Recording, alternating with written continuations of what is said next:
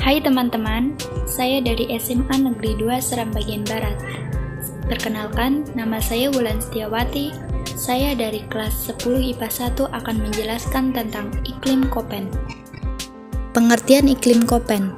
Iklim Köppen adalah salah satu klasifikasi iklim yang banyak digunakan di Indonesia, di mana perihal ini Köppen memperkenalkan bahwa daya guna pada proses terjadinya hujan terhadap perkembangan dan pertumbuhan tanaman tidak tergantung hanya pada jumlah hujan, tapi juga tergantung pada intensitas evaporasi yang menyebabkan hilangnya air yang cukup besar, baik dari tanah maupun dari tanaman.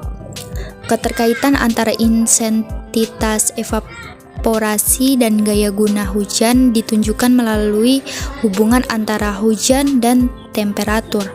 Sebagai contoh dari iklim ini ialah jumlah hujan yang sama yang terjadi di daerah iklim panas atau terpusat pada musim panas, yang berarti evaporasi besar adalah kurang bagi tanaman daripada yang jatuh di daerah beriklim sejuk. Pembagian iklim menurut W. Köppen didasarkan pada rata-rata curah hujan yang turun di planet bumi dan berdasarkan suhu yang terdapat di daerah tersebut, mulai dari waktu, bulan maupun tahun. Klasifikasi iklim Köppen. Langkah-langkah penerapan klasifikasi iklim Köppen yaitu sebagai berikut. 1. Struktur bumi pada iklim ini sejatinya dibagi ke dalam dua belahan, yaitu belahan bumi utara dan belahan bumi selatan. 2. Tiap-tiap belahan bumi ditetapkan ada 4 musim, yaitu musim dingin, semi, gugur, dan panas. Masing-masing musim berlangsung selama 3 bulan. Macam iklim Köppen. Köppen membagi iklim di dunia berdasarkan pada kondisi curah hujan dan temperatur di suatu wilayah dengan menggunakan simbol huruf besar dan kecil. Simbol huruf besar digunakan untuk menentukan pembagian daerah iklim berdasarkan temperatur bulan terdingin atau terpanas. Sedangkan simbol huruf kecil digunakan untuk membedakan tipe atau ciri-ciri hujan di setiap daerah iklim. Berikut klarifikasi iklim Köppen adalah: 1. Iklim tropis. 2. Iklim kering. 3. Iklim sedang. 4. Iklim dingin. 5. Iklim kutub. 6. Selalu basah atau hujan bisa jatuh pada semua musim. 7. Bulan kering pada musim panas di belahan bumi yang bersangkutan. 8. Bulan kering. 9. Hujan cukup atau medium. Penggabungan dari masing-masing kondisi temperatur dan curah hujan dapat menghasilkan pembagian iklim sebagai berikut. Iklim hujan tropis. Iklim hujan tropis merupakan iklim yang termasuk kategori iklim yang panas, sehingga jika terdapat permukaan bumi yang terkena iklim hujan tropis, maka tumbuhannya akan subur. Persebarannya di wilayah yang mempunyai temperatur bulanan paling dingin sekitar 18 derajat Celcius. Iklim ini dibagi menjadi 3 tipe iklim, yaitu 1. Hutan hujan tropis. Iklim hutan hujan tropis dikenal juga sebagai iklim khatulistiwa, merupakan iklim yang biasanya di wilayah tropis atau di sepanjang khatulistiwa, yang selalu diguyur hujan sepanjang tahun.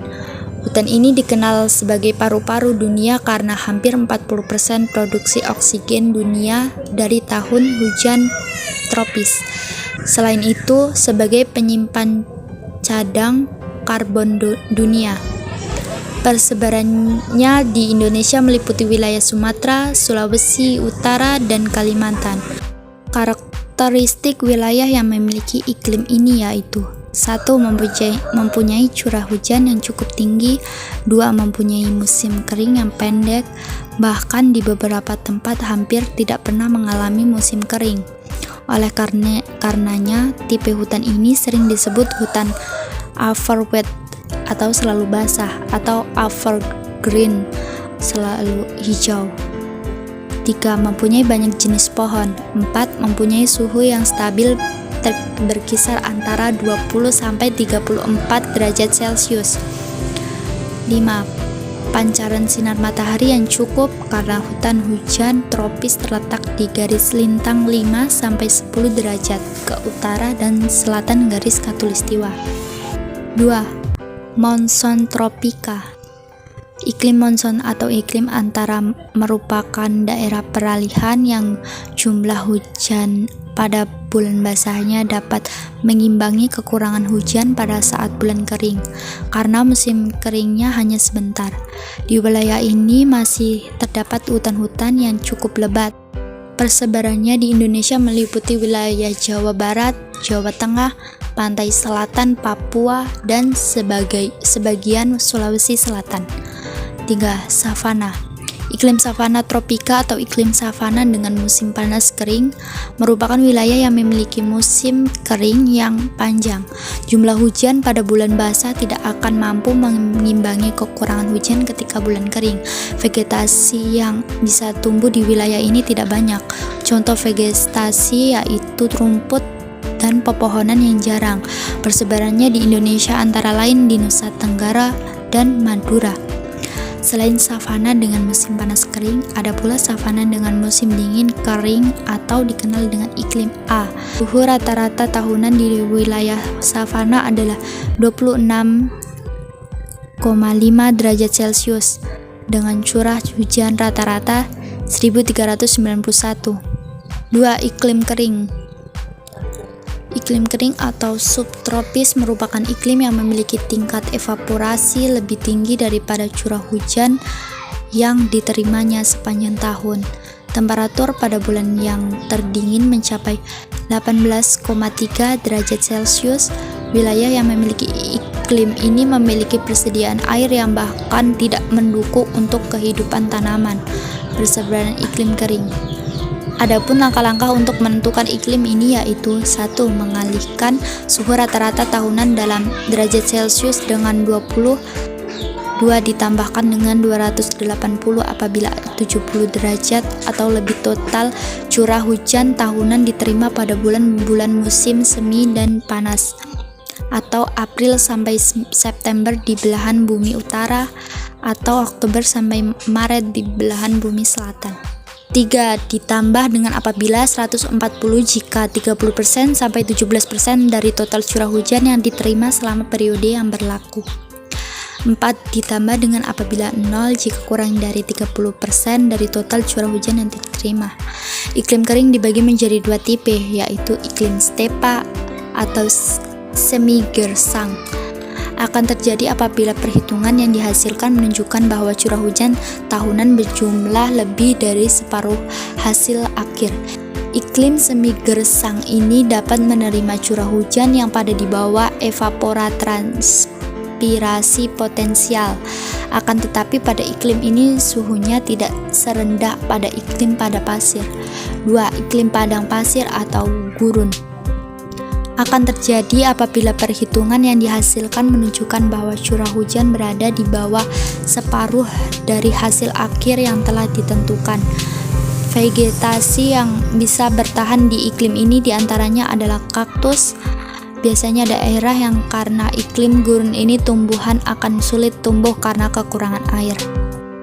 3. Iklim hujan sedang atau mesotermal. Iklim hujan sedang merupakan iklim yang persebarannya di daerah yang memiliki suhu rata-rata di bulan terpanas lebih dari 10 derajat Celcius. Iklim sedang dibagi menjadi 3 tipe iklim, yaitu 1. Iklim sedang yang memiliki musim panas yang kering. Persebarannya antara lain di California, Perth di Australia, Madrid di Spanyol, Santiago di Chili, dan sebagainya. 2. Iklim sedang basah atau humid mesothermal dengan musim dingin yang kering. Persebarannya antara lain di Argentina, Islandia, Chili, dan Norwegia. 3. Iklim sedang dengan hujan dalam semua bulan yang lembab. 4.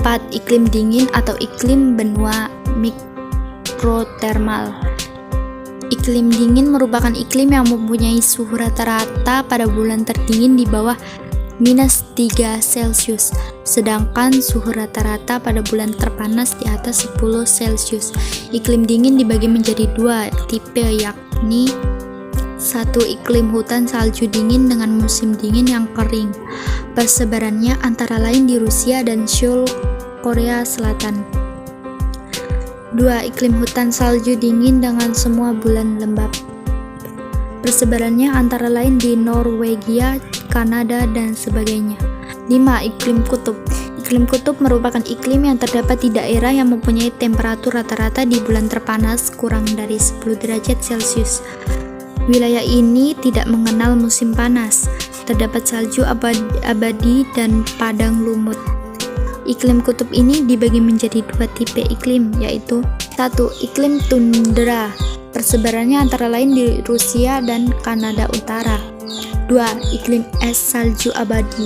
Persebarannya antara lain di Greenland dan Antartika. Berdasarkan pada klarifikasi bentuk iklim Köppen yang disebutkan, maka dapat diketahui bahwa sebagian besar wilayah dan perwilayahannya Indonesia beriklim A, di daerah pegunungan beriklim C, dan di puncak Jaya Wijaya beriklim E. Manfaat iklim Köppen. Klarifikasi iklim Köppen ini memiliki tujuan yang bermanfaat, yaitu 1. Dilakukan guna menjadi perancangan formula yang akan menentukan batas-batas iklim sedemikian rupa sehingga sesuai dengan mereka yang sedang berada di zona vegetasi atau bioma yang sedang dipetakan.